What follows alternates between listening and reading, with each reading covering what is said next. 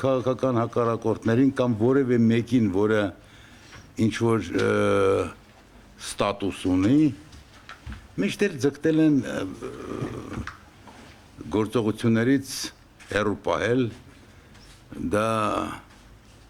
ակնհայտ է։ Մանավանդ Օսկանյանը որոշակի անուն ունի։ Օրինակ Լևոն Տեր-Պետրոսյանն ասում էր արտահերտ ընտրություններ։ Հիմա ոնց կարող էր մարդը, որը ասում էր ժողովուրդի հետևից է 90%, 7%-ով մտնել խորհրդարան։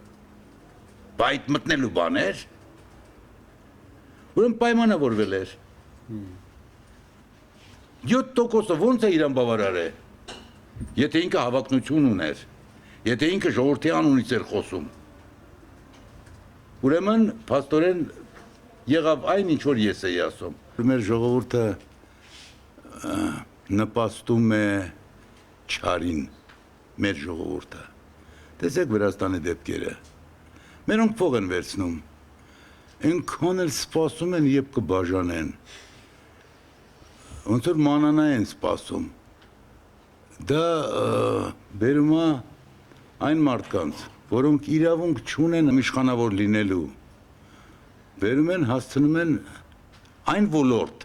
որտեղ իրանք բիզնեսով են զբաղվում։ Մենք պետք է ոչ թե վրացին չի կարող մեզից բարձրացնել, մենք հասնենք վրացիների։